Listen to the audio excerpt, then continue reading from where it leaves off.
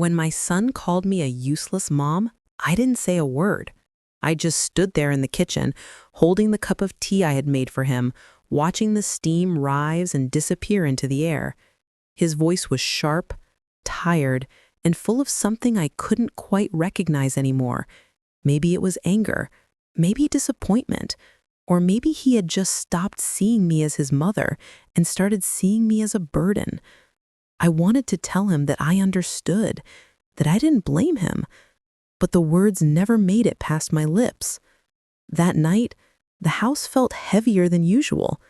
Every sound seemed to echo: the tick of the clock, the hum of the refrigerator, the faint wind pressing against the window pane. I sat on the edge of my bed holding a small photo of him when he was just 5 years old. He was smiling, his hair sticking out in all directions, chocolate on his face. I had taken that photo right after his birthday party. He had been so happy then, proud of the small toy car I'd given him. "You're the best mom ever," he'd said. I could still hear it if I closed my eyes long enough. It's strange how love changes shape over the years. When children are young, they look at you like you're their whole world. They reach for your hand, call your name 100 times a day, and fall asleep in your lap without a care. But as they grow, that same love becomes quieter. It hides behind closed doors, behind school, work, phones, and other people. I tried to remind myself that this was just how life worked. Parents give and give, until one day they're left standing in a quiet house, wondering if they gave too much. That day, when he called me useless, it wasn't because he hated me. I knew that. It came from a place of exhaustion, of stress, of wanting more from life than what it had offered him. He had lost his job a few months ago and was struggling to get back on his feet. I had been trying to help in small ways, making meals, cleaning, reminding him to rest. But instead of comfort, my presence became a reminder of his failures. I could feel it in the way he avoided looking at me, the way his voice tightened when I spoke. I thought about leaving that night. Not forever, just for a few days. Maybe some distance would help him breathe, and maybe it would help me stop hurting. But as I packed a few clothes into a small bag, I looked around the room, the faded curtains, the wooden dresser, the small frame on the wall that said, "Home is where love lives." I couldn't bring myself to walk away. Love doesn't pack bags, I thought. It stays, even when it hurts. The next morning, he barely said a word to me. I made breakfast, his favorite eggs with toast, but he just grabbed a cup of coffee and left. The sound of the door closing was soft, but it lingered in the air like an echo that wouldn't fade. I sat down at the kitchen table and stared at the empty plate I'd set for him. My hands trembled slightly as I picked it up and washed it, even though it hadn't been used. As I stood by the sink, I remembered a time when the same kitchen had been filled with laughter. When he would come running in after school, dropping his backpack and telling me stories about his day. When he still needed me. When he still saw me. Now the silence felt like a stranger I had learned to live with. Later that evening, I went up to the attic. I don't know why. Maybe I needed to feel closer to the past, to a time when everything made sense. The attic smelled like old wood and memories. I pulled out a box, an old one, covered in dust, the label faded. It had his name written in my handwriting. Inside were pieces of his childhood. Drawings, birthday cards, small notes he had written to me in uneven letters. One of them said, "Mom, when I grow up, I'll buy you a big house so you don't have to work." I smiled, even though tears had already begun to form. I stayed up there for hours, going through each piece of his growing years. Each one was like a whisper from the past, reminding me of the little boy who once believed his mom could do anything. And as I sat there, I realized something. Somewhere along the way, I had stopped reminding him of who I used to be. I wasn't just a mother. I was a woman who worked double shifts to put food on the table, A woman who walked miles in the rain to pick him up when he missed the bus. A woman who stayed awake night after night when he was sick, whispering prayers into the darkness. But to him now, I was just someone who made tea and asked too many questions. Maybe that's what time does. It hides the sacrifices behind ordinary routines. That night, I resolved that I wouldn't argue, I wouldn't defend myself, and I wouldn't cry in front of him anymore. Love didn't need proof. It only needed patience. And maybe, someday, he'd see again what I had been all along. Not a useless mom, but someone who had quietly carried his world on her shoulders. So, the next morning, when he came downstairs, still distant and barely looking my way, I smiled. Not because I wasn't hurt, but because I had finally understood something. That love is not about being seen all the time. Sometimes it's about waiting quietly in the background, knowing that one day, the people we love will finally turn around and see us again. That was the beginning of the story. The day my son called me useless, and I smiled instead of crying. I didn't know it then, but that single moment would lead him to something that would change both our hearts forever. The day he opened that old box in the attic. When I was younger, I used to think that being a mother meant keeping everything perfect. The meals, the home, the smiles. I believed love could fix everything. That if I just gave enough, my son would always feel safe, always be happy. Maybe every mother thinks that way when her child is small. I remember the first time I held him, his tiny hands curling around my finger. The world outside didn't matter anymore. I whispered a promise that day. No matter what, I would never let him feel alone. He was born on a rainy morning. Thunder rolled in the distance, but I felt only warmth. When the nurse placed him in my arms, I cried, not from pain, but from a love I couldn't name. It was as if my heart had grown its own heartbeat. From that day on, every choice, every sacrifice, every sleepless night was for him. Her father and I had little. Our house had peeling paint and a leaky roof, but it rang with laughter. He'd crawl across the floor while I cooked, giggling when I dropped a spoon just to see him smile. When his dad came home, we'd sit together, tired, broke, but grateful. We didn't talk about dreams. We talked about our day, about how lucky we were. When my husband died, he was 9. I sat on his bed searching for words that didn't exist. "He's gone, sweetheart," I whispered. He stared at me, then buried his face in my chest. His small body shook as I held him. That night, I stayed beside him until dawn, afraid to leave.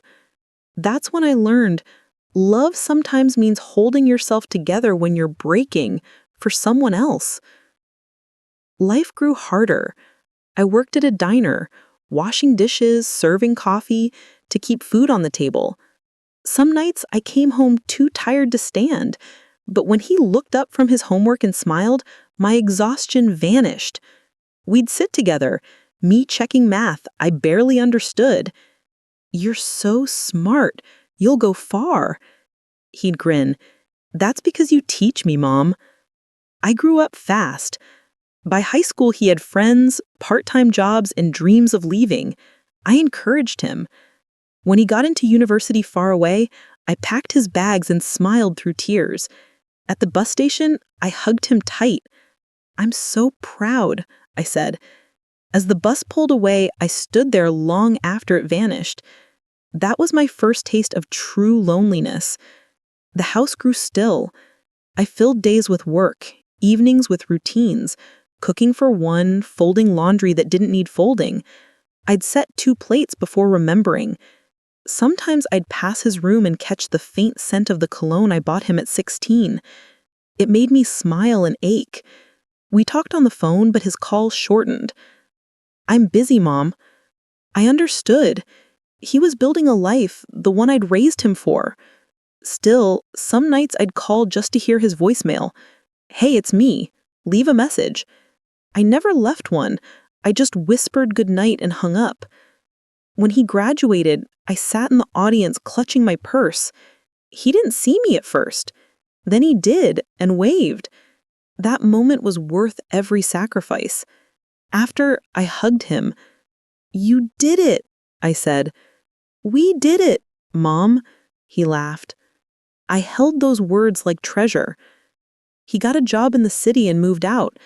At first, he visited often, bringing a mug, a scarf, jam from a shop near work. We'd talk for hours, but slowly, visits faded. A month, then 2. I told myself, he's busy. That's good. When he did come, I cooked his favorites: biryani, roast chicken, pudding.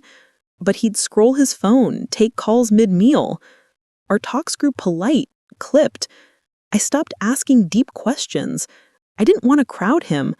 I just wanted him to know I'm still here. Then, I remember that evening clearly. It had rained all day, and by sunset, the sky was a deep, tired gray. I sat in the living room, the television murmuring in the background. My son was home, hunched over his laptop at the dining table, not working, but searching. Job applications, resumes, rejection emails. He'd been at it for weeks, since the layoff.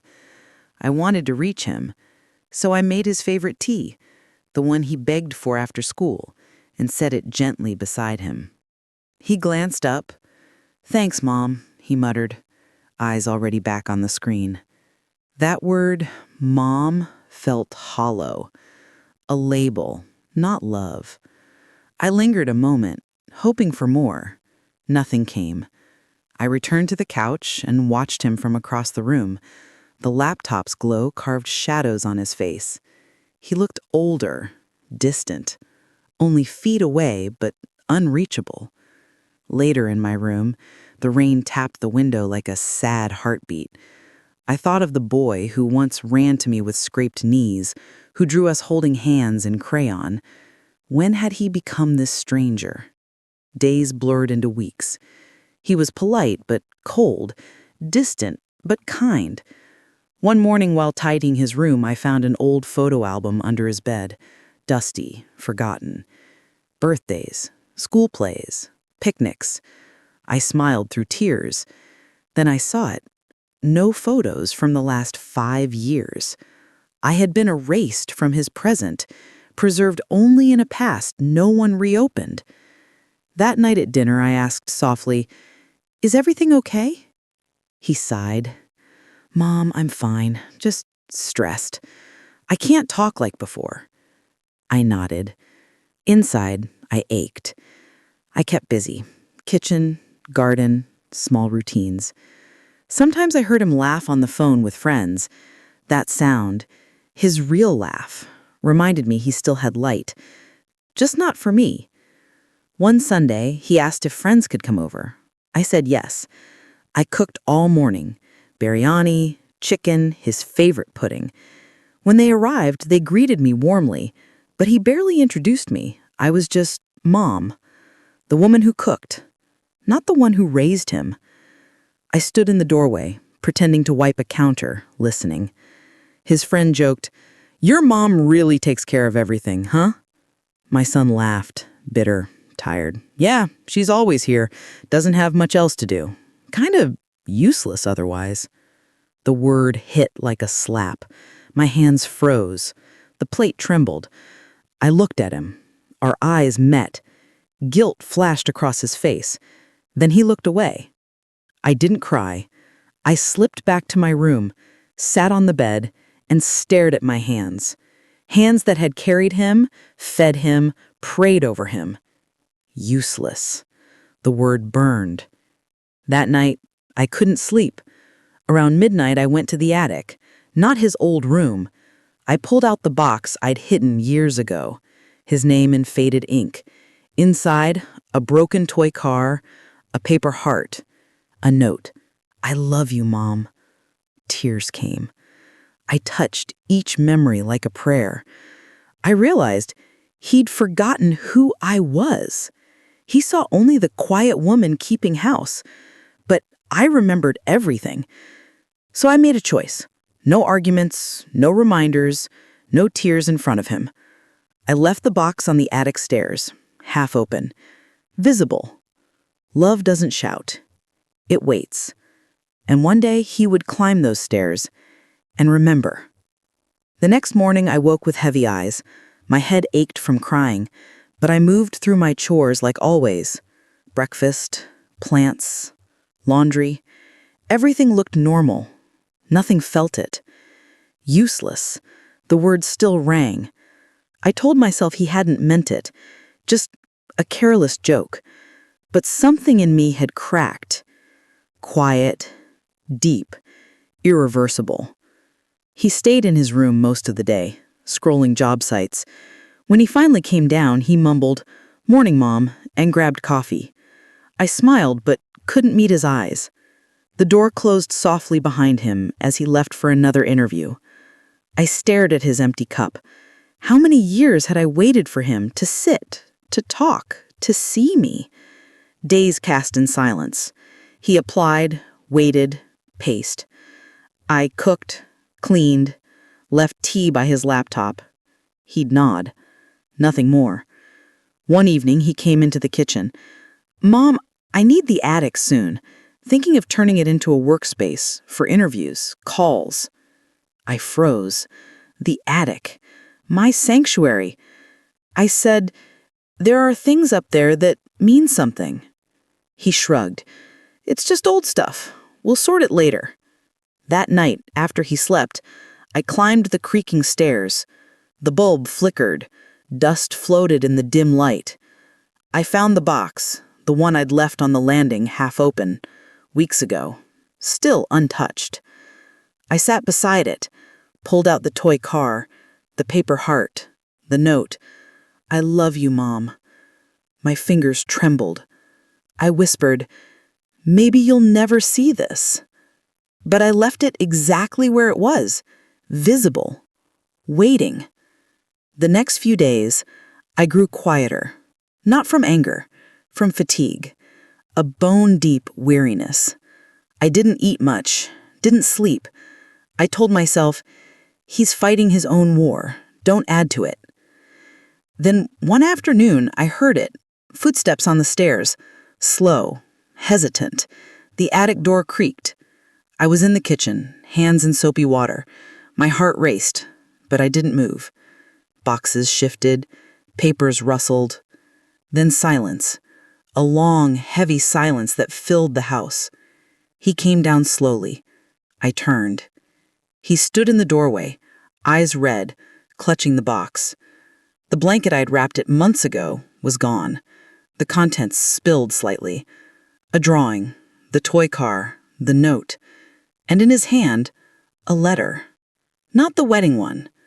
My letter. The one I'd written the night he moved back home, after he called me useless. I'd slipped it inside the box that first night in the attic. Never meant for him to read it. But he had. He didn't speak, just walked to me and sat at the table and unfolded it. "Dear son, tonight you called me useless. You didn't mean it. I know that. You're hurting, lost. And I'm still here, making tea, folding clothes, holding space for the boy who once needed me. I don't need thanks. I don't need you to see me every day. I just need you to know I always will. Love doesn't leave. It waits, quietly, patiently, until you're ready to come home. Not to this house, but to us." His hands shook. A tear fell on the paper. He looked up. "Mom?" His voice broke. "I'm so sorry." I dried my hands, walked to him, and placed a hand on his shoulder.